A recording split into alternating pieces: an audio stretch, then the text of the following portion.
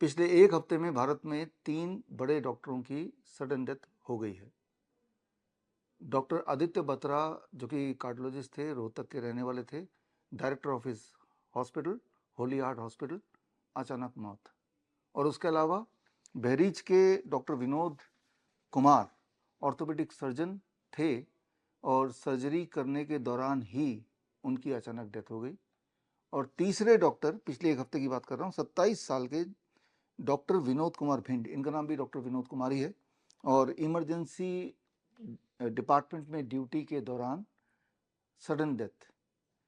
इनमें से किसी को भी बचाया नहीं जा सका, जबकि दो तो हॉस्पिटल के अंदर, वो भी इमरजेंसी या ऐसी जगह पे जहाँ पे हर तरह की इमरजेंसी फैसिलिटी होती है, वहाँ सारी इमरजेंसी फैसिलिटी के होते हुए भी CPR एक्सेट्रा करने के बाद भी इनको बचाया नहीं जा सका।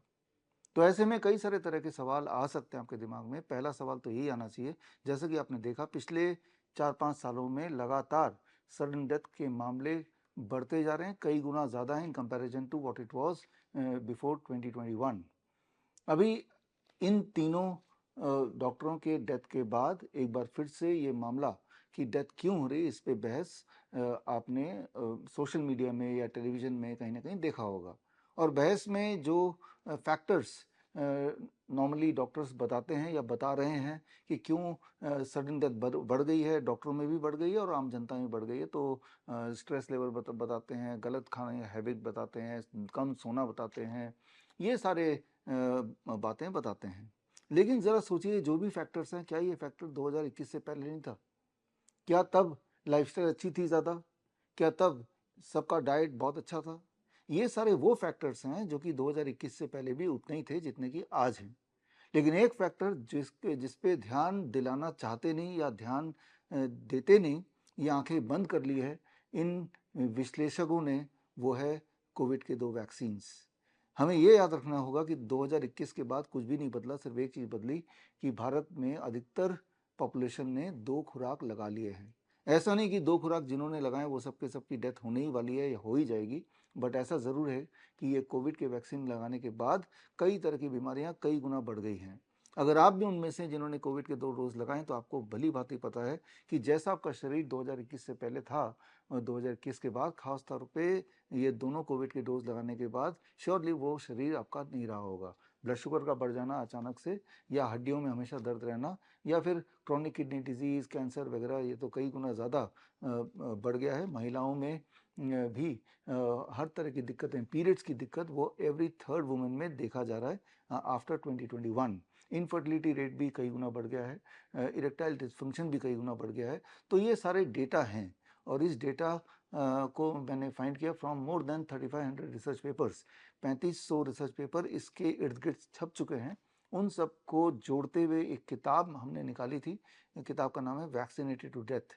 ये किताब में आप पढ़ेंगे तो आपको यकीन हो जाएगा कि अभी खास तौर पे 2021 के बाद जो सडन डेथ के मामले आ रहे हैं, या फिर बीमारियां इतनी तेज़ी से बढ़ रही हैं, या इनफर्टिलिटी या इरेक्टाइल डिसफंक्शन इतनी तेज़ी से बढ़ रहा है, उसका एकमात्र कारण है, दैट इज़ कोविड के 2 खुराक।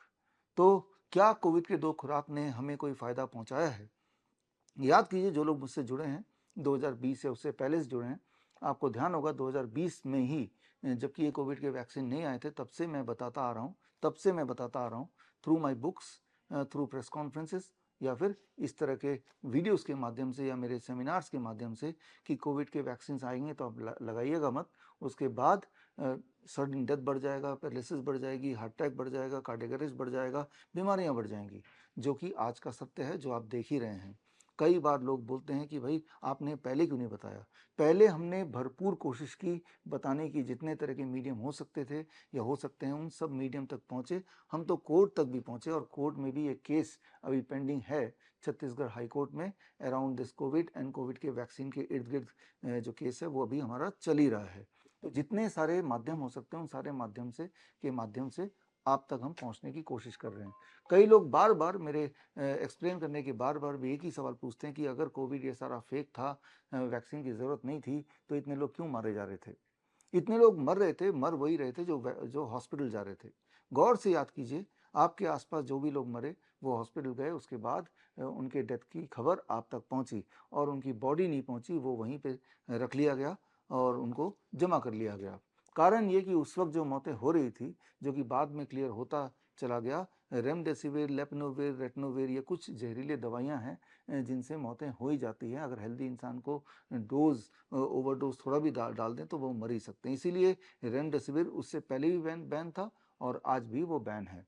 कुछ दिनों के लिए उसको चालू किया गया था। जब ये भांडा फूटने लगा कि डेथ का कारण कोई कोविड नहीं है, डेथ का कारण ये रेमडेसिविर एक्सेट्रा है, तब ये दोबारा से बैन हो गया। इनफैक्ट कोविड का वैक्सीन भी बैन हो गया। और लेकिन सोच के देखिए, जब तीसरा डोज आया किसी ने क्यों नहीं लगाया? क्यों नहीं लगाया? क्योंकि सबके अंदर ये बात समझ आ रही थी, ये कोविड का जो वैक्सीन है ये अपने आप में एक खेल है। तो खैर, अब आगे क्या करना है इस बारे में बात करना चाहता हूँ कि आगे का रास्ता क्या हो जाए, क्या होना चाहिए, इस पे हम एक डिस्कशन करना चाहते हैं। इसके लिए मैंने दिन चुना है, दैट इज 23 जुलाई, चंद्रशेखर आज़ाद जयंती, बाल गंगाधर तिलक जयंती। क्रांतिकारी दो ऐसे महापुरुष जिन्होंने भारत को आज़ादी दिलवाने में एक अहम भूमिका निभाई है। तो क्यों ना इस दिन हम एक डिस्कशन को आगे बढ़ाएं कि कैसे हम अपनी हेल्थ की आज़ादी पा सकते हैं। क्या उन्हीं डॉक्टरों के भरोसे पा सकते हैं जिन्होंने अपना खुद का हेल्थ का भी ध्यान नहीं रखा या रख नहीं पाए, या उन्हीं सारे प्रोटोकॉल को हमें फॉलो करना चाहिए? ज़रा सोच के देखिए कि अगर कोई हार्ट अटैक हॉस्पिटल के अंदर ही होता है, इमरजेंसी डिपार्टमेंट के अंदर होता है, तब भी बचाया नहीं जा सका, तो इससे आपको समझ आ जाना चाहिए कि ये जो सारा सिस्टम है, अगर हम समझते हैं ये फुल प्रूफ है, ये एविडेंस बेस्ड है, तो एविडेंस बेस्ड भी नहीं है और फुल प्रूफ भी नहीं है। इसके कुछ एविडेंसेस मैं आपको पेश करूंगा ऑन 23 जुलाई, और ऑल्टरनेटिव क्या हो सकता है उस पर भी हम डिस्कस करेंगे, वो भी मैं पेश करूंगा। तो 23 जुलाई सुबह 11 बजे आप मुझसे जुड़िए लाइव ओनली एट www.coronakal.tv पर, और बहुत सारे ऐसी इन्फॉर्मेशन आपको मिलेंगी, जो इन्फॉर्मेशन, जिस तरह की इन्फॉर्मेशन मैं पहले भी देता आया हूँ, जो आपके लिए बड़ी उपयोगी होगी।